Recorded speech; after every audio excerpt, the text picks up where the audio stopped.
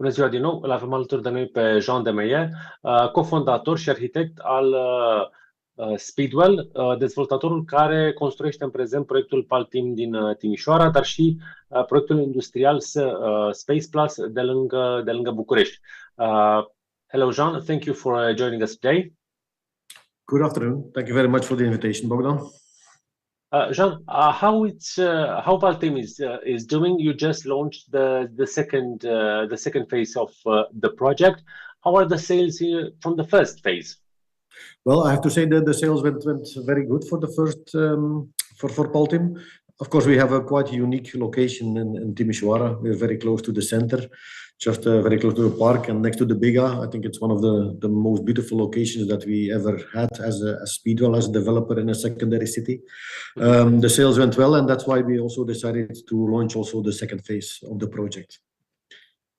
The first building is complete? The first building is not complete, so we're now under construction together with Strabag. So we reached the ground floor. It was a -2 parking building that we have underground, and now we're on the ground level, and we're continuing the works which are going according to plan and are going very well also. When will it be complete, the first phase, the first building? Normally the building will be complete by end of next year, so another 12 months to complete. If everything goes accordingly, of course, and if we don't have any delays because of the winter, we'll exceed that period. Yeah. And the second building?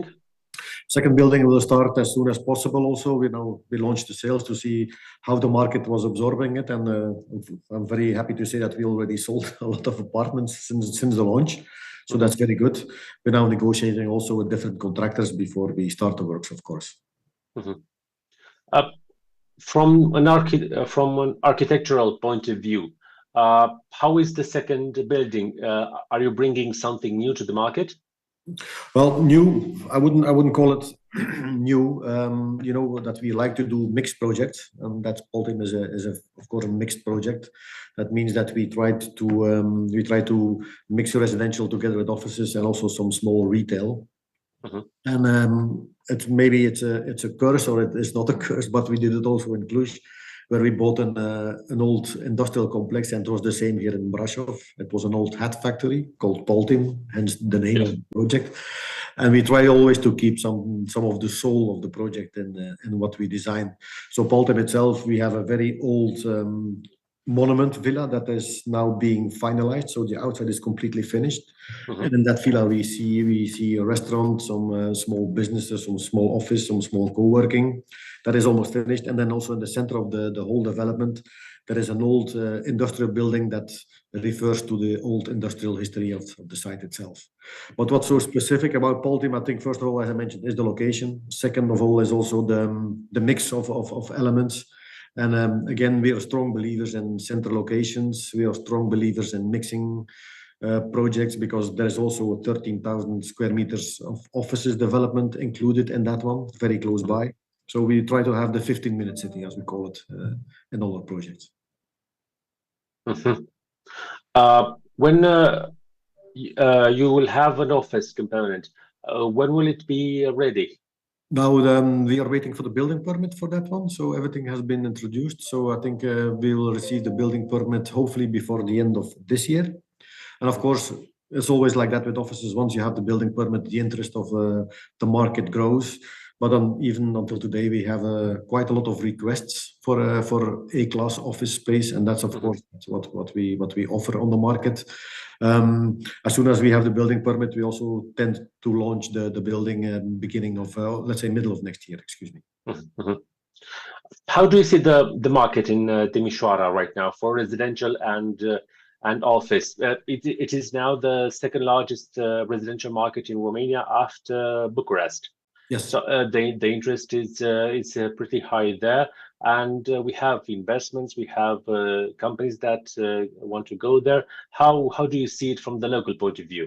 Yeah, well, as I mentioned before, we're very strong believers in secondary cities.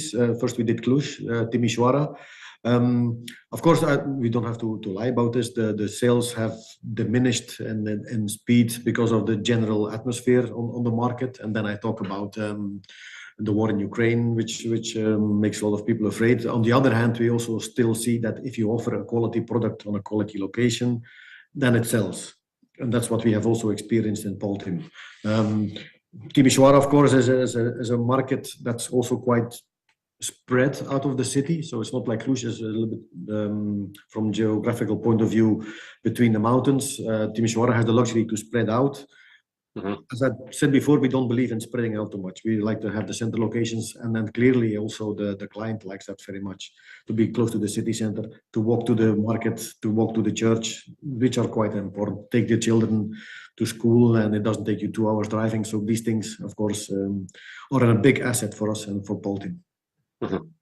What's the profile of your customer? Who wants to live in Paltim? Well, we always try to concentrate on a different variety of people. I think that's also very important if you do a mixed project.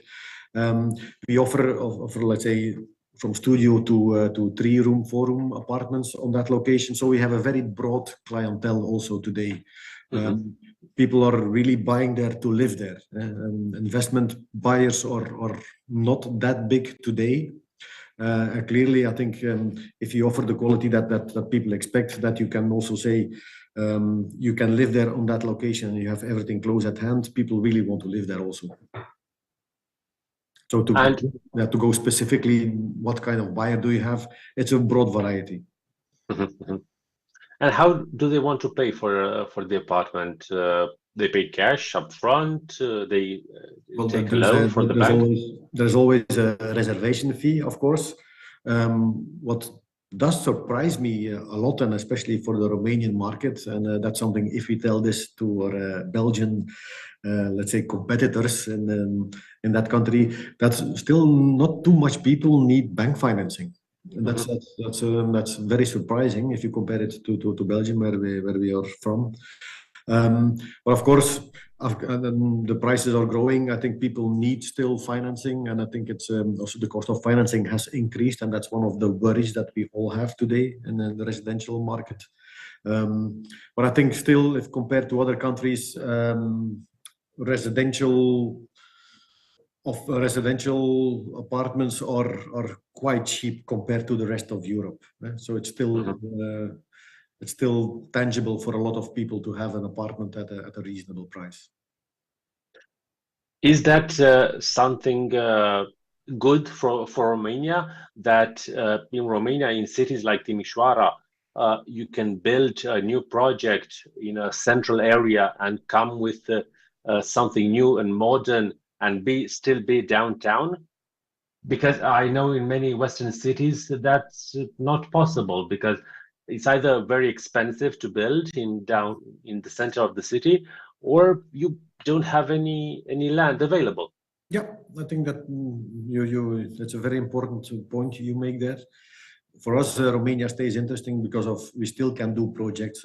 Still can do projects of a larger scale in city centers, and especially if you can do it then, and also let's say be trustworthy towards the old feeling of that side, being industrial or something else. That's a challenge, and that's one of the main advantages of being in Romania. I have to be honest with you. In Belgium, these lands are disappearing for the moment and are very, very expensive. Of course, the price of building is a little bit lower in Romania, but we're getting there very, very fast, honestly. But again, we believe in Romania. We believe in the secondary cities. And Bucharest is something else for the moment. Of course, their permitting is even a bigger issue, as you know. Even in Bucharest, it's difficult to find lands where you can get permits these days. But again, yeah, that's one of the big assets. Just one last question about Timișoara. If you were to build a project like this in Belgium, in a secondary city in Belgium, or in other Western country, how much would it cost to buy an apartment there? A 2-bedroom, 1-bedroom apartment? I think you first go to 4,500 to 5,000 euro per square meter. Wow. Yes. It's still a very big difference. Yes, it's still a very big difference. Yes, indeed. Is Speedwell training itself for Bucharest with projects like Paltim and the Record Park in Cluj? You mean training ourselves, or? Yes, for a Griro project. Training is a nice word. Of course, we're learning every day in what we do. We've been here for 20 years, so it's not training. I wouldn't call it training. I would call it professionalizing. We are professionalizing. We are studying very well how the market is evolving, how the clients are evolving, how a city is evolving. We are looking at every project from an urbanistic point of view. What is missing on that location? So training, I think we train ourselves every day if we want to be professional in what we do. So we learn every day. But again, really, we want to build quality, and we want to build not only for one generation, but for a few generations, and that's our main goal. From the price or the placement in the market, will Griro, the project at Griro, will be higher than Paltim or Record Park, or at the same level when it comes to pricing or quality? I think Paltim is a quite upmarket product, especially also for Timișoara. For Griro, we're aiming more to mid level. Griro is a big project, and again, we want to attract not only let's say people who can afford it, but also we want to attract students. We want to attract maybe build to rent. All those elements we have to combine. So it will be more mid level. The whole Griro development. And again, Griro is, of course, one of the biggest projects we ever did with Speedwell. It's combining a lot of things. It's really making a mixed project as it really should be mixed project. And then you go a step further. You go also into small production. You have to maintain the streets, the open space, the public spaces, because Griro is in fact a project that builds buildings around public space, and you have to animate that spaces. And it's also a challenge because you also have to work with old buildings. Yeah, it's a challenge, but it's very rewarding. Not only as a developer, but as an architect. It's not always financially the wisest decision, but again, as I mentioned, having respect for the history is hugely important for us, and it also brings a certain kind of patin or finesse to a project. It gives something more than just having new buildings. So tabula rasa, we are clear, we will not do on that project. We will keep a lot of old structures there, and it gives a new life. And if you look at Griro site, it's a site that has evolved over the last century. You also see different steps, and it's very, very, very nice if you can maintain those different steps of architecture and then bring new life into it. Is that area around Gara de Nord a future area for development for Bucharest? Because we have Orhidea, which is near. We are still waiting to see what Mr. Țiriac will do with his project there. We're waiting for the project at Tuturul Românesc, another old platform that the land will develop there with a future project someday. Yeah. Do you consider with your project at Griro, exactly, you're still near the railway there? Exactly. Are we going to see a future development in the next 10 to 20 years around there? Yep. Again, we learn from what we see and how other big cities are developing. What we have noticed that the railway areas who used to be, let's say, less interesting areas like 30 years ago are becoming more and more interesting because people believe more and more also in public transport, and train is a big part of it. I'm a strong believer in that. So the transit-oriented development that we're doing, that's really focusing on public transport. In Griro, we also have the metro just in front. It's a proven concept, and I think it will come. Of course, it needs some embedding into the local culture. It will not be an easy project. I'm very sure. But again, if you put a quality project on there, suddenly it's like a seed you plant, and then you give it water, you give it love, and it will grow. So I'm a strong believer in that. So the railway, it's an asset, not the other way around. Well, what we see now that around these areas, a lot of people are investing more. They also see it more as a lively neighborhood. It's not a dead neighborhood. What we used to have is like you had a development of offices on one side, and you had a development of residential. You had sleep cities. You had work parts.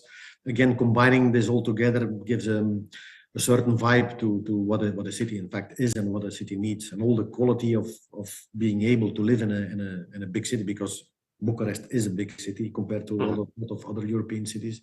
2.5 million people is not a small part. I see the Gara de Nord is now a little bit like set behind, and I think it's time that we bring it to the level of other European cities. Yes. And what about SpacePlus? How is the industrial project developing? Good. So we finished the building. So we're very happy with our first part of SpacePlus. So we built 3,000 square meter purely on risk. We didn't have any tenants. SpacePlus is also a product that has been proven in Western European countries. It's really focusing on small, medium enterprises. So we're not looking for the 10,000, 20,000 square meters of tenants. We're looking for the smaller tenants, so small offices. And for that reason, you have to make something very flexible. And that's what we did with the first phase of SpacePlus. So the 3,000 square meters we built, and it was set up to be built that you can divide it very easily, but also to ensure the quality. And then when I say ensure quality, I'm talking about insulation, I'm talking about sprinklers, I'm talking about enough electricity capacity. And at the beginning, people were a little bit worried. They said, okay, this is something we do not know. It's a product we don't know. And we don't see offices. And we said, no, we design something and you can implement the space you exactly need, because somebody who has a production, maybe somebody needs 20 square meters, somebody else needs 100 square meters. So we just leave there all the connections. We leave all the connections for the HVAC and for the sanitary, and then it's up to the client to fill it in as he wants. And I'm very proud to say that today we only have 450 square meters left of the first phase. So it has all been leased out. So we are happy to say that there is a market for it. There are tenants that are willing to go in these quality projects. And the idea is that we develop SpacePlus. We are now looking for another one here in Bucharest, and maybe another 2 in Bucharest. And then we also go to the secondary cities. We've put a lot of effort in the design of the building. It's very, very visible. It has a red sprinkler tank, which now becomes a point of reference on the ring of Bucharest. It stands out in a lot of ways, and we want to repeat it all over Bucharest, and maybe build up to 20 SpacePluses all over Romania. And maybe even outside of Romania. We're looking at different countries also. I saw that last week you announced a new tenant there, Automotive Albaca. Exactly. They rented 1,200 square meters. Exactly. And you will see a very press release very soon for the rest of the tenants. Other production companies? There's a small production, so the tenants we have today are sometimes small production. Other ones are purely stocking of goods, logistics.